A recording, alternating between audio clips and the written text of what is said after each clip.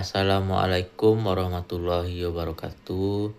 Saya Muhammad Zikri Asidik dengan NIM 2314070094. Di video ini saya akan menjawab pertanyaan yang diberikan oleh dosen pengampu pada mata kuliah metodologi penelitian, yaitu Ibu Meliasari, dari hasil penelitian yang telah saya buat yang berjudul Pengaruh Implementasi Nilai-nilai Pancasila dalam Pembelajaran Pendidikan Pancasila terhadap pembentukan karakter peserta didik kelas 1 STN 03 Alai. Langsung saja saya akan menjawab pertanyaan yang pertama. Jelaskan semua aspek pada judul berdasarkan 7 poin latar belakang yang diminta. Jawabannya yaitu judul penelitian saya pengaruh implementasi nilai-nilai Pancasila dalam pembelajaran pendidikan Pancasila terhadap pembentukan karakter peserta didik kelas 1 STN 03 Alai. Poin yang pertama, penjelasan umum urgensi variabel Y. Pembentukan karakter peserta didik merupakan aspek yang sangat penting dalam pendidikan, karena karakter menjadi dasar yang menentukan sikap, perilaku, dan cara berpikir seseorang dalam kehidupan sehari-hari. Karakter yang baik akan mendorong peserta didik untuk bersikap jujur, disiplin, bertanggung jawab, peduli terhadap sesama, serta menghormati norma dan nilai yang berlaku dalam masyarakat. Sebaliknya, lemahnya karakter dapat menyebabkan munculnya berbagai perilaku negatif yang dimana tertuang dalam Undang-Undang Nomor 20 Tahun 2003 Pasal 3 yang menegaskan bahwa pendidikan bertujuan membentuk watak dan peradaban bangsa yang bermartabat. Dari sisi mata pelajaran, pendidikan Pancasila memiliki peran penting dalam membentuk karakter peserta didik melalui penanaman nilai ketuhanan, kemanusiaan, persatuan, kerakyatan, dan keadilan sosial. Dalam perspektif Islam, terdapat dalam surat Luqman ayat 17 yang memerintahkan manusia untuk melaksanakan kebaikan, mencegah kemungkaran, dan bersabar. Nilai-nilai tersebut sejalan dengan tujuan pendidikan karakter yang ingin membentuk peserta didik yang berakhlak mulia, bertanggung jawab, dan mampu menerapkan nilai moral dalam kehidupan sehari-hari. Masalah yang berkaitan dengan variabel Y. Permasalahan tersebut terlihat dari menurunnya sikap disiplin, tanggung jawab, kejujuran, toleransi, dan kepedulian sosial, yang dimana menunjukkan masih adanya peserta didik yang kurang disiplin, kurang bertanggung jawab terhadap tugas, dan kurang menghargai teman dalam interaksi sehari-hari. Lalu poin yang ketiga, penyebab timbulnya masalah pada variabel Y. Terdapat beberapa faktor penyebab rendahnya pembentukan karakter peserta didik. Yang pertama, kurangnya pemahaman nilai-nilai Pancasila, rendahnya kesadaran peserta didik, faktor keluarga, lingkungan sosial dan teman sebaya, dan perkembangan teknologi dan globalisasi yang tidak diimbangi dengan penguatan karakter yang dapat menimbulkan individualisme dan penurunan moral dan kurangnya kepedulian sosial peserta didik. Poin yang keempat, akibat jika permasalahan variabel Y tidak diatasi. Apabila karakter tidak disegera tangani, maka akan menimbulkan dampak sebagai berikut. Yang pertama, berdampak untuk peserta didik, yaitu rendahnya disiplin yang menyebabkan peserta didik tidak mampu menjalankan tanggung jawabnya dengan baik, rendahnya kejujuran, kurangnya toleransi. Lalu dampak bagi bangsa dan negara akan menimbulkan fenomena lost generation atau penurunan generasi yang kurang baik bagi bangsa di masa yang akan datang, menurunnya nasionalisme dan patriotisme generasi muda, dan menurunnya kualitas moral bangsa. Lalu poin yang kelima, solusi yang ditawarkan.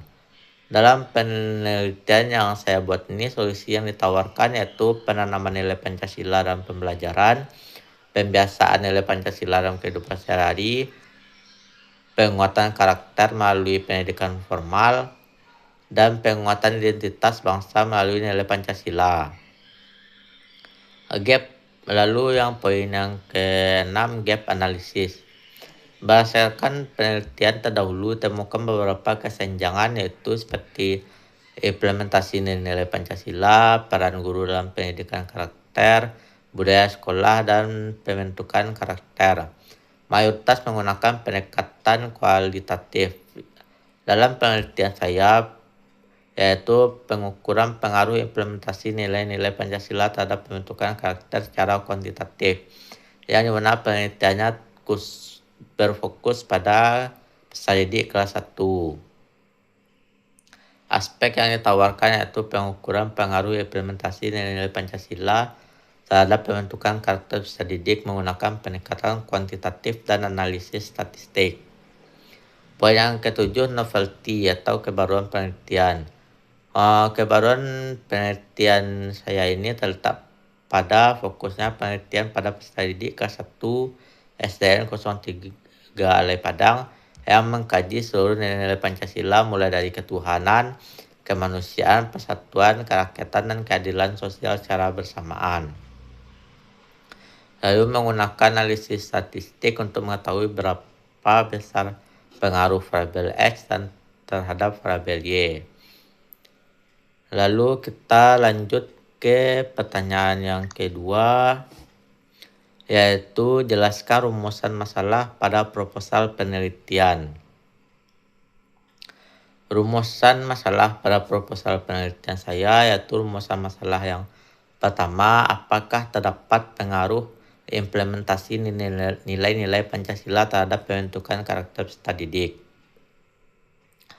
Rumusan masalah pertama ini bertujuan untuk ingin mengetahui apakah penerapan nilai-nilai Pancasila dalam pembelajaran pendidikan Pancasila benar-benar mempengaruhi pembentukan karakter peserta didik.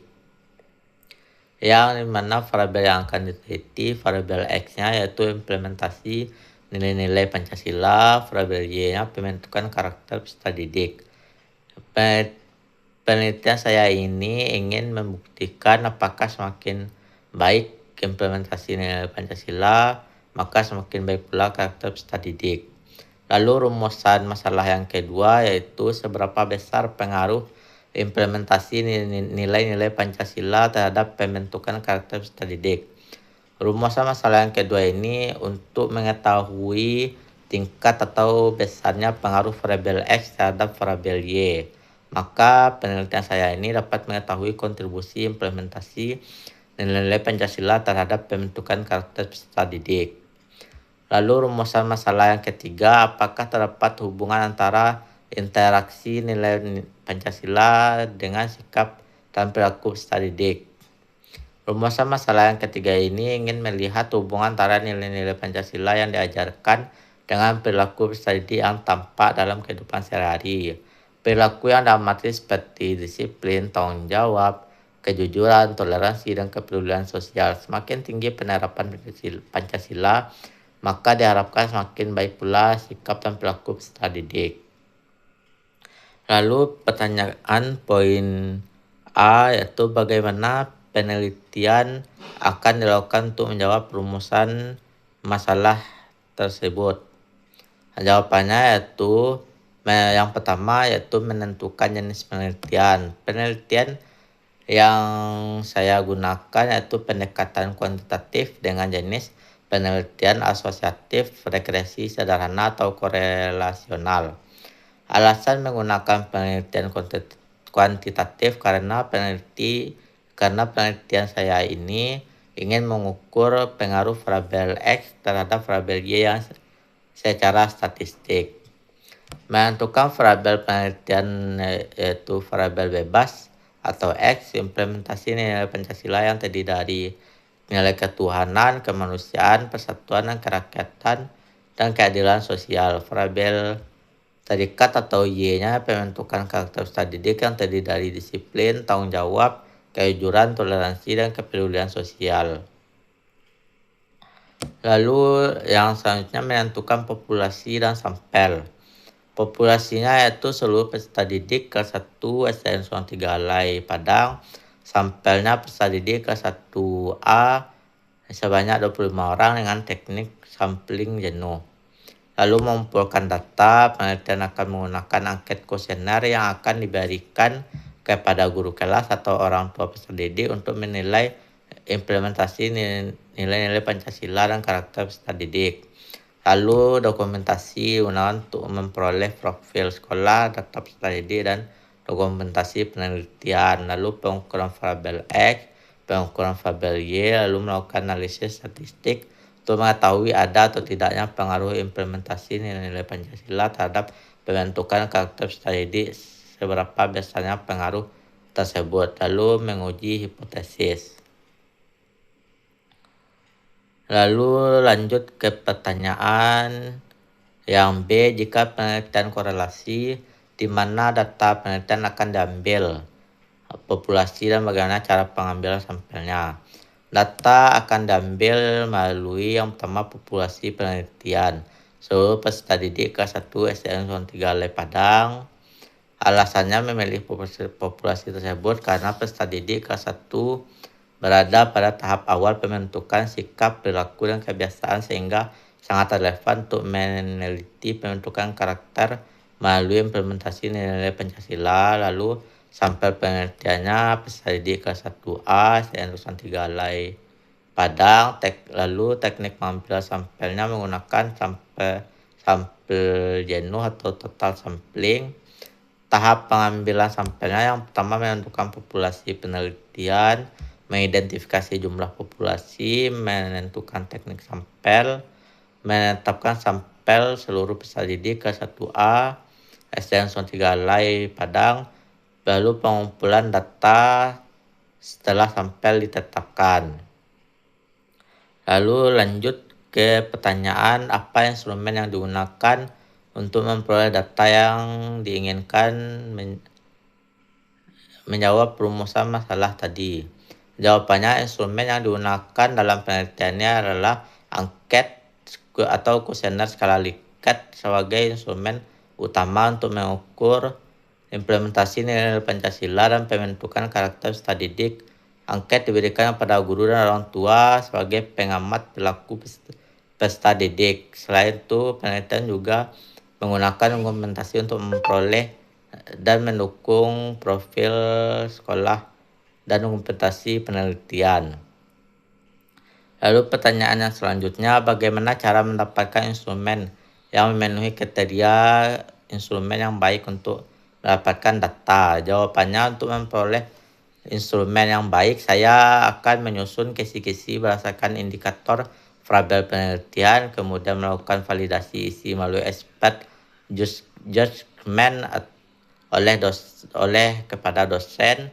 Setelah itu, instrumen itu diuji coba pada responden yang memiliki karakteristik serupa dengan sampel penelitian.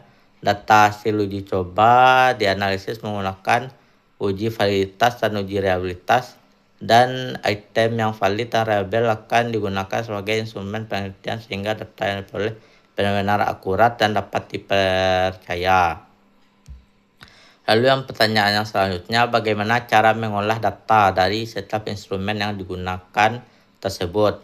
Jawabannya, data yang diolah dengan memberikan skor pada setiap jawaban menggunakan skala Likert, kemudian ditabulasi ke dalam SPPS. Selanjutnya dilakukan uji validitas, reliabilitas, dan normalitas. Setelah itu dilakukan analisis deskriptif, korelasi, produk, momen, regresi linear sederhana, uji coba hipotesis, dan koefisien determinasi untuk mengetahui ada tidaknya pengaruh serta besarnya pengaruh implementasi nilai-nilai Pancasila terhadap pembentukan karakter peserta didik. Sedangkan data dokumentasi digunakan sebagai data pendukung penelitian.